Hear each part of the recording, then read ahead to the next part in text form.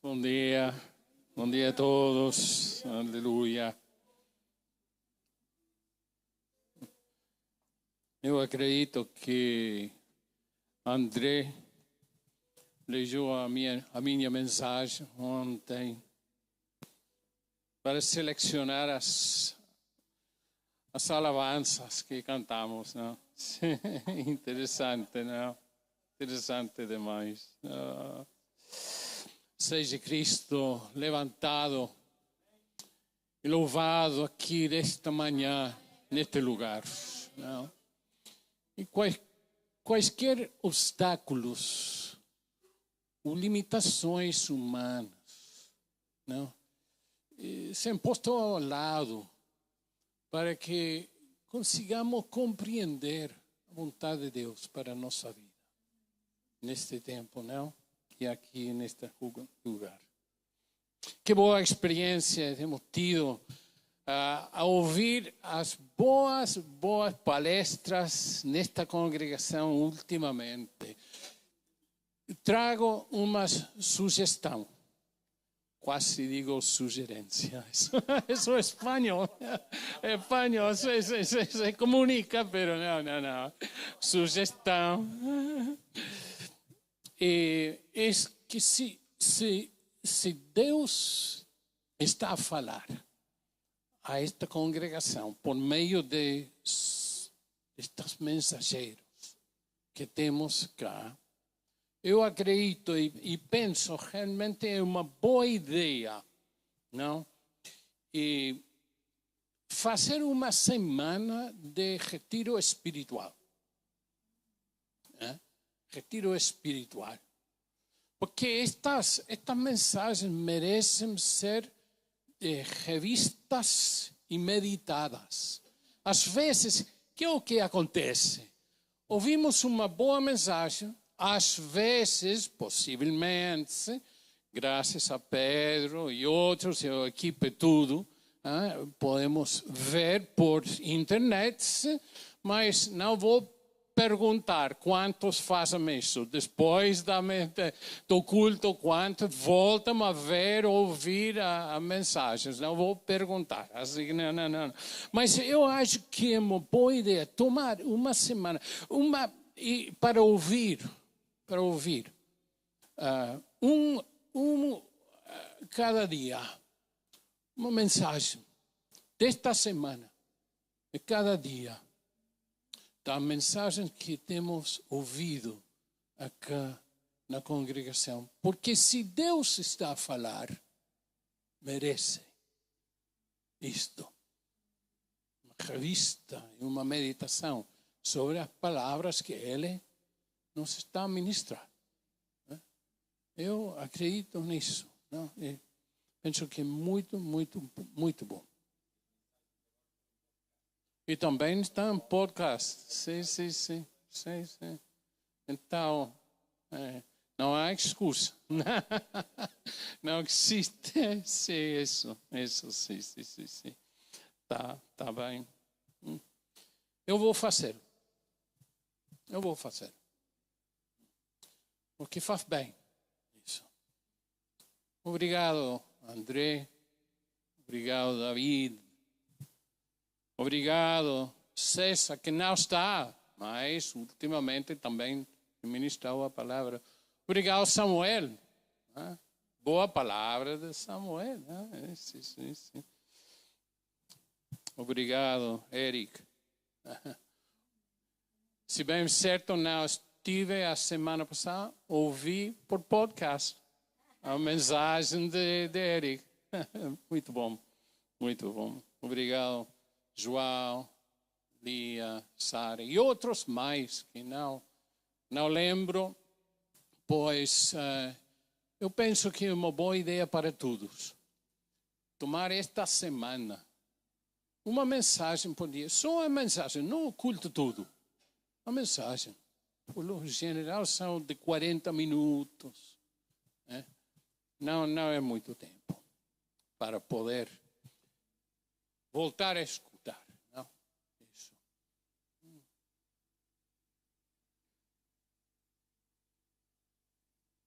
Não. Não.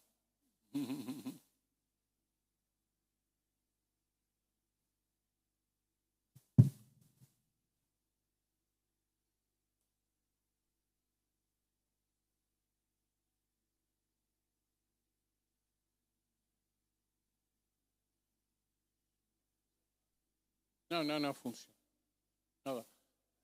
Agora sim. Agora sim. Pedro, é possível, só se é possível, projetar nesta ecrã aqui, para mim, para não perder a mensagem, para não perder-me. Hoje quero falar do propósito de Deus para nossos tempos. E, na realidade, quero falar do propósito de Deus para nós nestes tempos aqui, agora, não? Nosso Deus é um Deus de propósitos. Obrigado, Pedro. Obrigado. É um Deus de propósitos. Deus não se move pelas circunstâncias. Move sempre com propósito. Sempre. Não é? A nossa vida como discípulos do Senhor, todos os benefícios, todas as bênçãos, todas as promessas são verdadeiras e reais. Mas não é isso que move Deus. Isso é o que nos move. Está bem. É promessa de Deus. Isso move-nos a ter mais fé, ter outra perspectiva da vida, mas não é o que move Deus. Deus se move com seus propósitos. Às vezes podemos, e aqui este é o ponto, às vezes podemos confundir os benefícios de Deus com o propósito de Deus. E essa confusão é letal. É muito, muito mal. E às vezes, sencillamente por isso também acabamos, sem querer, sem dar-nos conta disto, acabamos como os discípulos que seguiam a Jesus, porque comiam pão. E não por as palavras dele. Que não nos confundamos. Se vamos imitar a Deus como Paulo nos instrui em Efésios capítulo 4, se vamos imitar a Cristo como o apóstolo João em sua primeira carta nos instrui, então vamos ter de viver conforme o propósito de Deus. Agora, quero fazer uma visão panorâmica de minha mensagem, porque a mensagem é um pouco,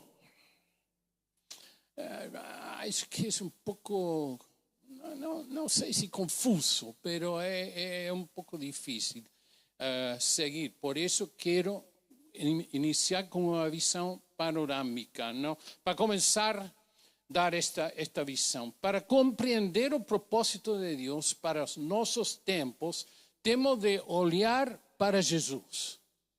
A primeira expressão do propósito de Deus vê-se nele, em Jesus. Ok? 2.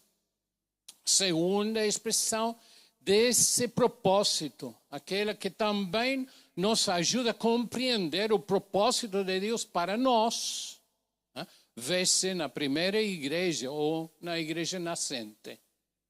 A primeira experiência depois de Jesus. E depois a terceira e última expressão do propósito de Deus somos nós, os que estamos a escrever capítulo 29 de Atos. Agora, tua Bíblia não tem capítulo 29 de Atos, porque Atos acaba em 28. Mas estamos a escrever agora capítulo 29, a continuar com o que ele... Agora, o elemento de suma importância em tudo isto, o que não podemos deixar de ter em conta, é que todas essas expressões têm uma coisa em comum.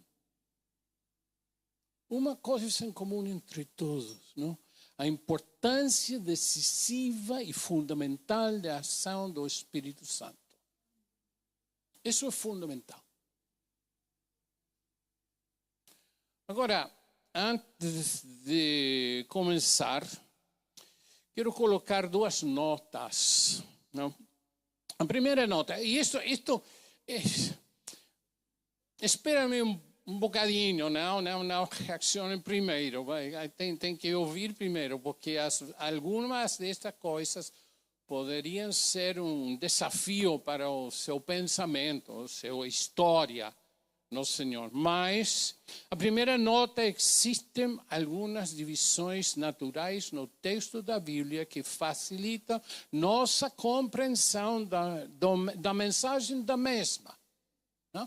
Por quê? Porque às vezes nós que tendemos a ler passagens, textos curtos, né? Mas se não lemos todos os curtos juntos, se não compreendemos a estrutura básica de toda a mensagem, perdemos de vista, perdemos na compreensão do texto base e os propósitos maiores de Deus. Então, alguns destes, o primeiro tem a ver com o Antigo Testamento, o pacto, e o Novo Testamento, o pacto. Não? Temos em Lucas 16, diz: a lei de Moisés e os ensinamentos dos profetas duraram até a época de João Batista. Desde esse tempo, a boa notícia do reino de Deus está sendo anunciada e cada um se esforça para entrar nele. O que quer dizer? Que é uma divisão natural na economia de Deus, com respeito da mensagem e o propósito e a missão que Ele está fazendo na terra. A primeira parte, o capítulo mais longo, foi do Antigo Testamento, né? Desde o princípio até João Batista. Pero depois de João, o que se ensina, o que predica, o que ministra é o reino de Deus e a vida de Jesus. Segundo, tem um efeito que encontramos cá no livro de Lucas. Em realidade são dois livros. Pero Lucas Atos, temos em capítulo 1. Prezado Teófilo, no primeiro livro que escrevi, contei com tudo que Jesus começou a fazer e ensinar, desde o começo de seu trabalho até o dia em que ele foi levado para o céu. É dizer, chegamos até João como profetas e a lei. Depois de João, na vida de Jesus, chegamos até o dia que foi levado para o céu. Essa é a segunda secção desta missão de Deus no mundo. Não? E, finalmente, chegamos aonde em Lucas também, e vamos citar muito Lucas, seja o Evangelho, como também o livro de Atos, em onde ele mostra que seu livro não acabou, não tem término. É interessante, eu não sei se Lucas pensou em continuar a escrever, Ou se, de fato, escreveu outro livro que não temos, também é uma possibilidade. Mas o livro de Atos não termina. O que diz é que durante 2 anos Paulo morou ali numa casa alugada, recebia todos os que iam vê-lo. Ele anunciava o reino de Deus e ensinava a respeito ao Senhor Jesus Cristo, falando com toda a coragem e a liberdade. Isso não é uma conclusão. É um relato histórico. Esse livro continua. Mas não no sentido de escritura da Bíblia, sino enquanto a missão que representa. E ali estamos nós, nossa vida e nossa escritura. Não? Agora, a segunda nota, e quero ter muito cuidado e muito amor com esta nota, pero a segunda nota é: hoje vivemos em Cristo, não em Israel. Hoje vivemos bajo a graça, não bajo a lei, não sob a lei. Hoje vivemos em Cristo. O apóstolo Paulo gastou muita tinta no seu esforço para fazer compreender isto. O livro todo de Gálatas, o livro de Hebreus, uma boa parte de Romanos, tudo isto escrito para ajudar-nos, o mundo cristão, a mudar de paradigma e para olhar para Cristo e não para outra coisa. Nem para trás, nem para o Antigo Testamento, nem para Israel, nem nada. Estamos em Cristo. Isso temos que compreender. E hoje é ainda mais importante este conceito. Por quê? Porque na igreja há uma confusão muito grande sobre isto. Mas importante porque nunca fizemos parte do pacto antigo. Nunca. Mas pessoas que querem voltar para ali, não em sua prática, sino em ensino. Querem viver no passado. Mas agora vivemos em Cristo. Não no Antigo Testamento. É importante esclarecer isto por várias razões. Ok. O mais óbvio é que no Antigo Testamento não encontramos nem Cristo, nem a igreja, nem o Espírito Santo, nem os apóstolos, nada disso. Isso está tudo no Novo Testamento, mas há razões mais de fundo ainda. Em primeiro lugar, é importante corrigir esta ideia errada sobre as bênçãos de Deus. Este é o primeiro, sobre o papel das bênçãos de Deus. No Antigo Testamento, Deus costumava conceder bênçãos para mostrar sua aprovação e retirá-las para mostrar sua desaprovação. Por exemplo, se tiver boa colheita, é porque Deus estava contente com a nação e abençoava. Mas se não tiveram uma boa colheita, é porque houve pecado no povo. Se tiveram vitória, é porque Deus peleava por eles, porque estava contente com eles. Mas se não houve vitória, é porque houve pecado no povo. A história de Jerusalém e depois, ou seja, de Jericó e depois Ai. Essa é a história perfeita para ilustrar que as bênçãos do Antigo Testamento funcionavam de outra maneira.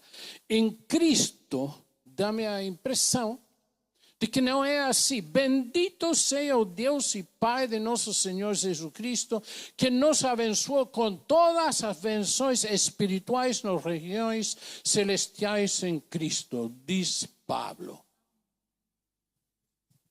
Temos as bênçãos mais grandes em Cristo, bênçãos eternas e para sempre. E isso não muda.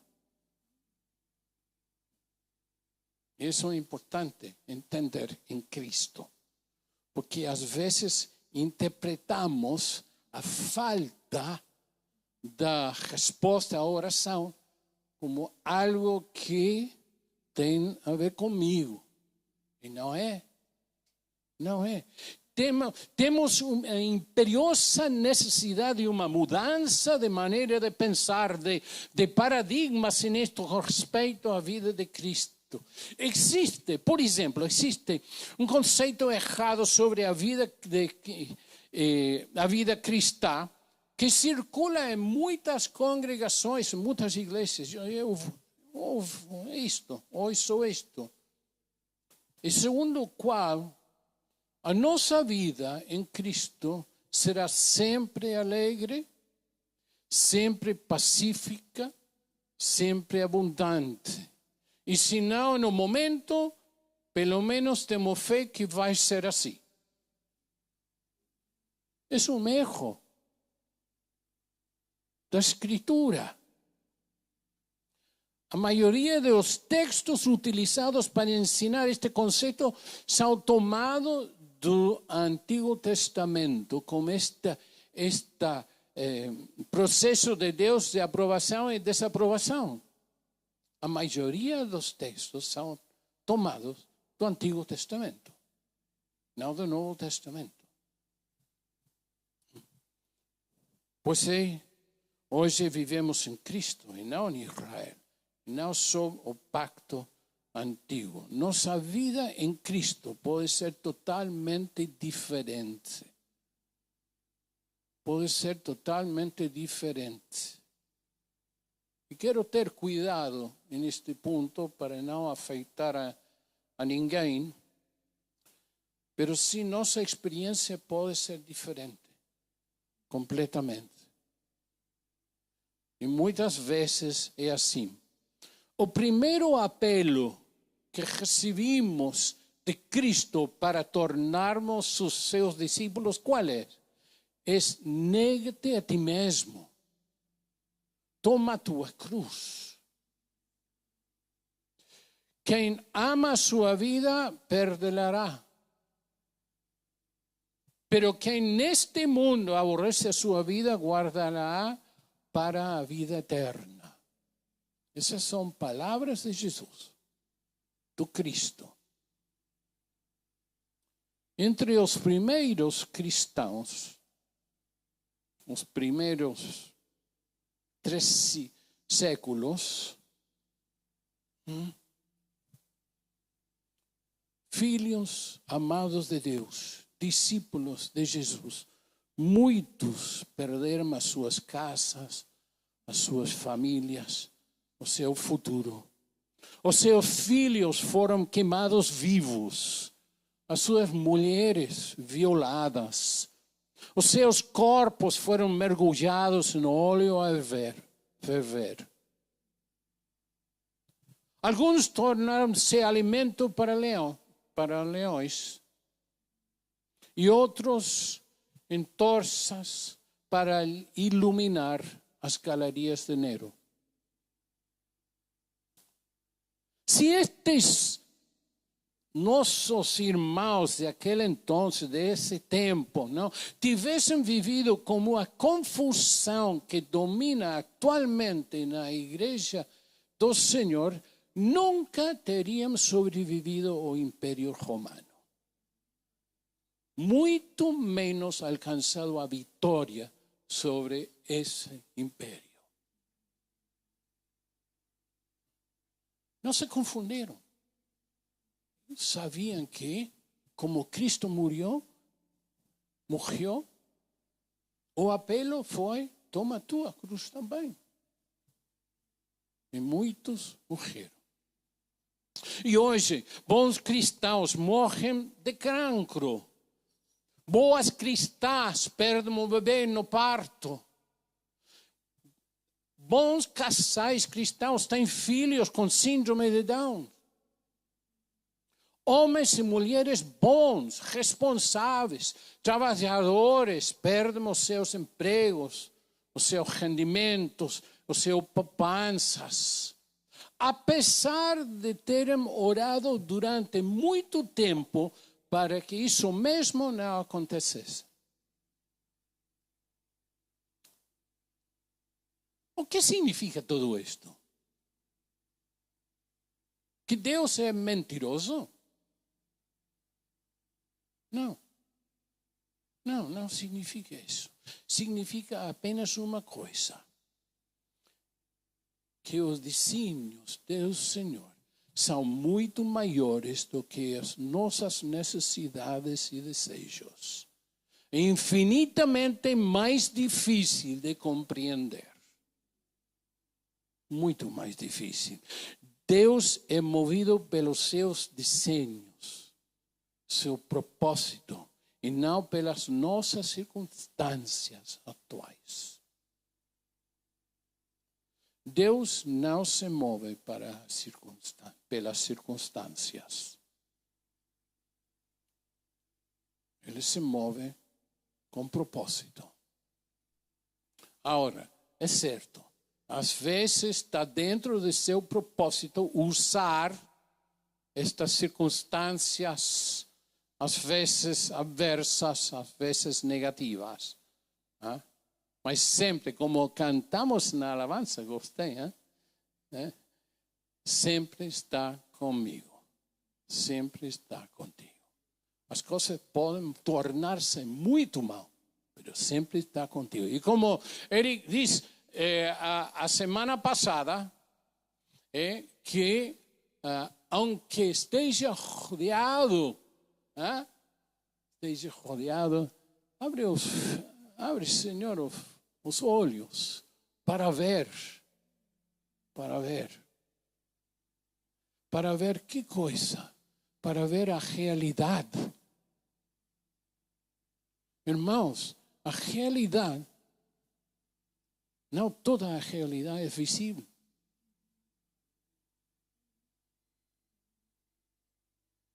Existe uma realidade que teus olhos físicos não percebem. Mas temos olhos espirituais também. Obrigado, Eric. Foi muito bom. É isso, não? Então, o segundo ponto é que o propósito de Deus para nosso tempo tem duas partes. A primeira parte é o propósito individual. E estou muito contente com ouvir a André e a outros explicar e falar do seu entendimento neste caso, porque a verdade é muito, muito importante compreender isto. Temos primeiro que perceber que existem dois propósitos diferentes. Um propósito individual para cada um e um propósito coletivo para todos. Isso tem duas partes no propósito de Deus para nós em nossos tempos. Não? Fiquei muito contente de ouvir isto durante todo este ano e meio que estou aqui. Várias vezes tenho explicado isto. Rick Warren, batista dos Estados Unidos, diz assim: a Bíblia diz, porque aqueles que Deus conheceu de antemão, também os predestinou para serem conformes à imagem do seu Filho. Esse é o propósito de Deus para cada pessoa que Ele criou. Moldar-nos à semelhança de Jesus. Aleluia, digo o mesmo. Isso. Esse é o propósito individual.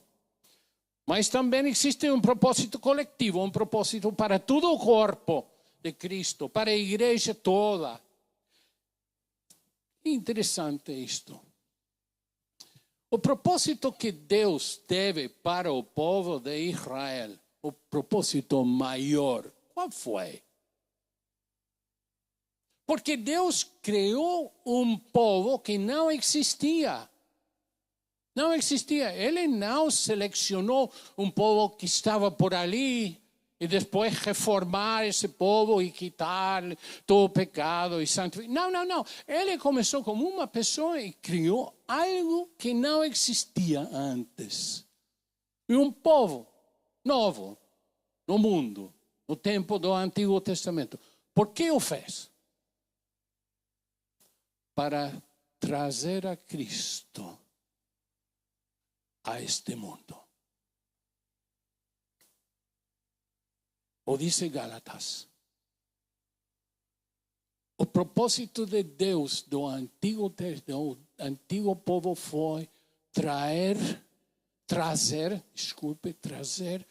Cristo a este mundo.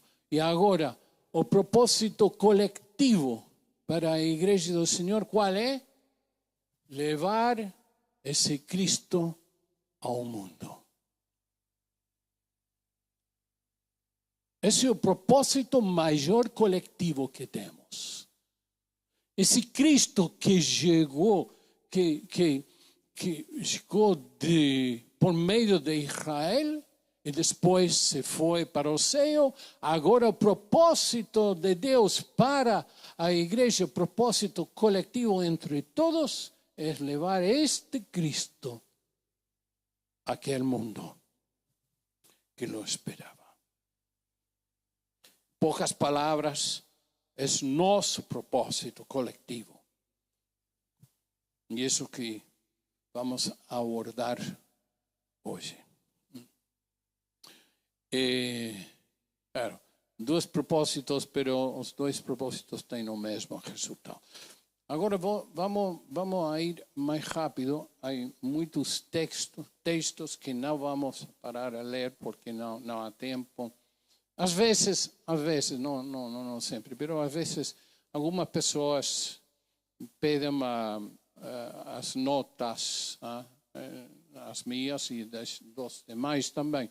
E se alguém quer as notas, vá com todos os textos, as escrituras que não vamos ler agora. O propósito de Deus em 3 movimentos. Tenho de explicar isto, porque quando eu estava a preparar isto, eu dizia, isto parece-me familiar, isto parece-me algo conhecido.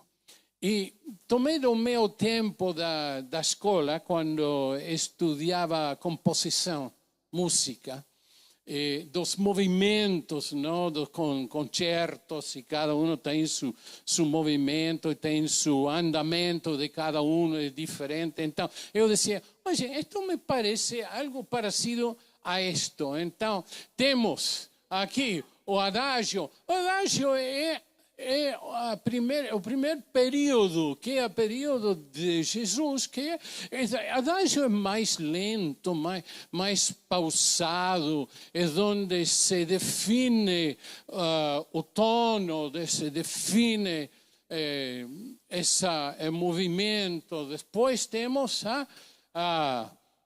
alegro, claro, porque esto esto es la iglesia. La iglesia ya tomó esta palabra y ya salieron corriendo con esta palabra. Y hay más movimiento, más alegría en esto. Y finalmente llegamos a nós. É um vivace. Estamos super vivos. Bueno, se supone. vamos para lá. No. O primeiro movimento do projeto de Deus, o propósito de Deus, vê-se em Jesus, claramente. E aqui vou acelerar. bastante.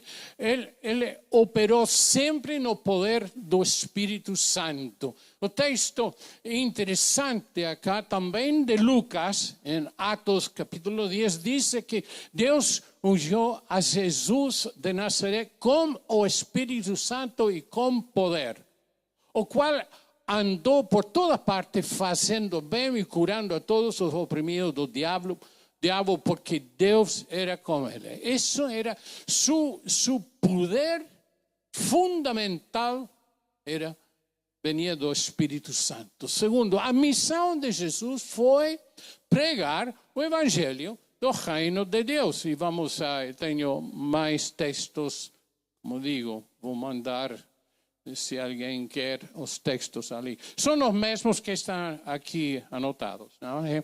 Depois, a vida de Jesus foi marcada com um propósito muito específico. Primeiro, porque o Filho do Homem veio buscar a salvar o que estava perdido. É o primeiro, é o básico.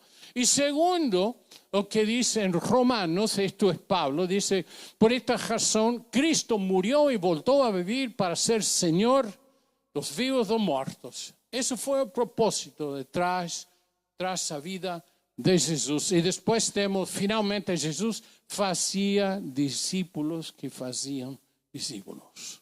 Que, a su vez, eles faziam outros discípulos.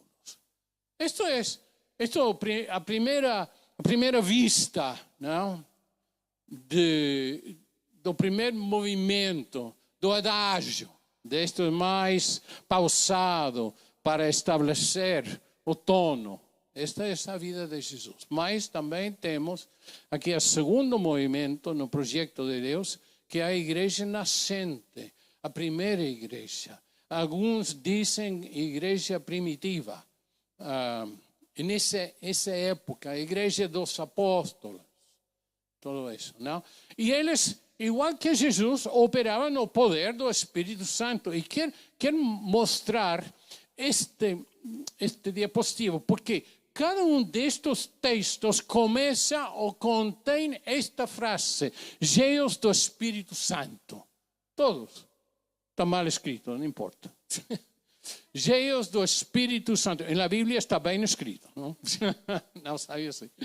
Todos estes textos, cada vez que empezavam a fazer algo ou dizer algo, Lucas, que interessante que este gentil, este médico, este que não é judío, este que é um convertido, com certeza de Paulo, anota que cada vez o que chamou a atenção deles que foram cheios do Espírito Santo, cada vez que faziam algo, não? Segundo, também pregavam o reino de Deus e o nome de Jesus, igual que... Agora, Jesus pregava o reino de Deus e os seus discípulos, que sabiam pregar? O mesmo. Testemunhavam do que tinham visto e ouvido. Então, de Jesus, fizeram exatamente o mesmo, não? E acá também temos nós no livro de Atos, começa com a declaração do reino de Deus e termina com a mesma. O reino de Deus não é outro tema mais da Escritura. Desde João Batista, lembram o que mostrava ao princípio, desde João Batista até o final de Apocalipse, o reino de Deus é o tema principal. Desse tema saem todas as demais. O reino de Deus é o tema central da pregação apostólica do Novo Testamento. E às vezes, quando nós falamos com as pessoas, como vizinhos, como as outras pessoas, falamos de qualquer coisa menos o reino de Deus. Mas o reino de Deus é o ponto central do Evangelho. E eles também confrontavam as obras do diabo com sinais, milagres, curas e libertação. Igual que Jesus. Andavam no Espírito desfazendo as obras do diabo com o poder do Espírito Santo e faziam discípulos, que a sua vez faziam discípulos. Isto é interessante. Eles pregavam as boas novas naquela cidade e fizeram muitos discípulos. Então voltaram para a lista e Isto fala das viagens de Paulo. Paulo mesmo diz a Timoteo, encarga, dá a outros homens, outras pessoas fiéis, o que eu te di e que eles também continuam a mesma obra. Segundo Timoteo 2, se não me engano. A Igreja Apostólica nascente não inventou uma nova missão, nem um novo propósito de vida. Ela continuou a missão de Jesus, com o mesmo Espírito, o mesmo Evangelho, o mesmo reino, o mesmo poder, o mesmo processo de fazer discípulos. Isso temos que lembrar para passar adiante. Depois, terceiro movimento, é o Vivace. Aqui estamos. Agora nos toca cantar. É para nós agora. Agora, não estamos a acrescentar, isso é verdade, porque alguém pode confundir-se com isto. Não estamos a acrescentar um capítulo à Escritura. Não se trata disso. Estamos a tentar viver a mesma história que o livro de Atos descreve e que o Novo Testamento ensina. Isso é Atos 29. Não? Agora, uma pergunta interessante aqui é esta. Leila. É interessante. Se Lucas visitasse nossa igreja hoje, haveria matéria suficiente para escrever um capítulo 29?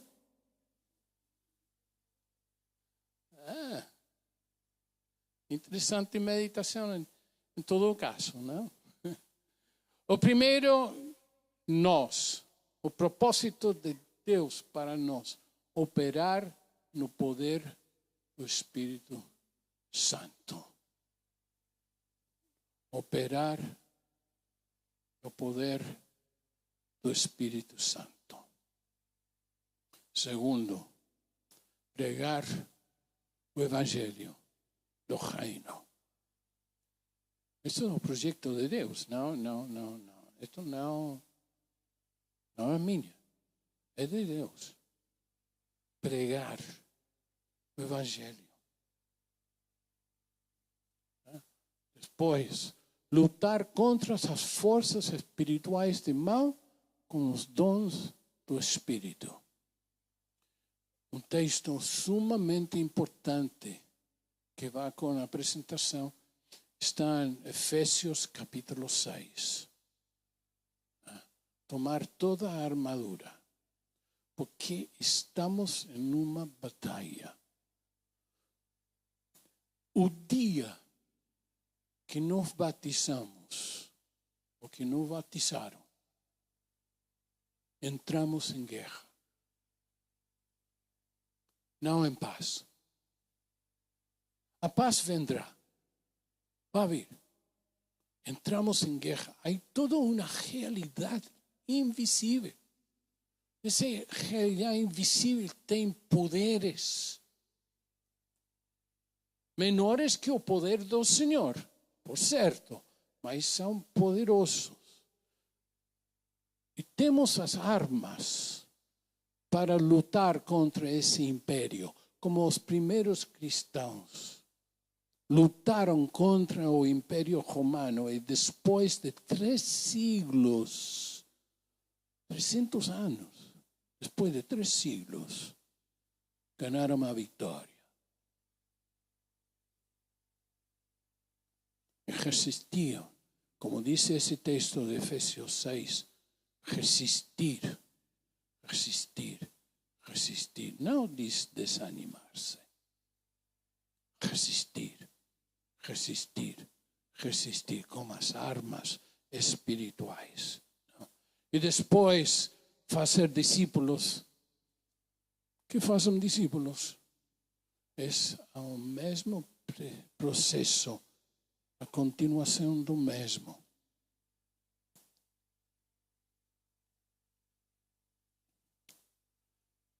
Propósito de Deus, 3 movimentos. O pioneiro do projeto de Jesus, ou seja, de Deus, foi Jesus. A segunda etapa foi a Igreja Apostólica e agora, terceiro e último movimento, somos nós. Não estamos a repetir Atos, estamos a continuar a história que Atos começou a contar. Gosto muito de como Lucas começa com Atos capítulo 1. Capítulo 1 diz que empecé a escrever tudo o que Jesus começou a fazer e ensinar. Não acabou. A vida de Jesus acabou. Momentaneamente, mas depois ressuscitou e continuou e está ao lado do Pai. Mas sua missão nunca acabou. Nunca acabou. Estamos a escrever algo semelhante a Atos 29, pregando o Evangelho do Reino, fazendo discípulos de Jesus e vivendo e ministrando no poder do Espírito Santo. Isso é nosso movimento. Isso é nosso momento. Isso é o que Deus quer para nós. Jesus, a igreja e depois nós. 3 movimentos.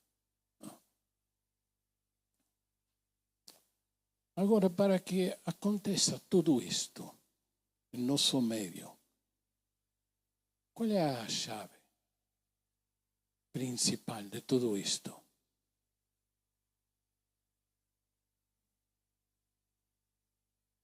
O poder do Espírito Santo. A igreja, sem o poder do Espírito Santo, não tem vitória. Não vê milagres. Tem a sua esperança posta no homem. E o poder do Espírito Santo. Vamos orar. Vou pedir, André, porque me adiantaste, não? Com tua oração durante a alabança, não? Vou pedir, por favor, fiquem-se de pé, e vamos orar. E vamos orar neste sentido, porque gostei muito da oração da André durante a alabança. Sabe o que precisamos para viver, receber e viver cheio do Espírito Santo? Sabe o quê? É só pedir. É só pedir. Lucas, novamente Lucas, nosso amigo Lucas, diz que se Deus, se tu sabes dar boas coisas a teus filhos, quanto mais o Senhor, o Espírito Santo, aqueles que se lo pedem. É só pedir. É só pedir. Falta poder na tua pregação? Quando tu partilhas a palavra com alguma pessoa ou quer falar com alguém, tem medo? Tem confusão na mente? Que dizer? Quando estás com uma pessoa doente, desculpe, não? Fazes isto e oras? Pero quando há cura, segundo Jesus, quando há cura? Quando os discípulos impõem as mãos e oram. Aí há cura. Dentro da igreja e fora dela. O que precisamos é poder do Espírito Santo na nossa vida. Eu vou pedir a André que ore nessa direção, pero que cada que precisa desse poder, e eu sou um deles, pede a Deus, e Ele dará.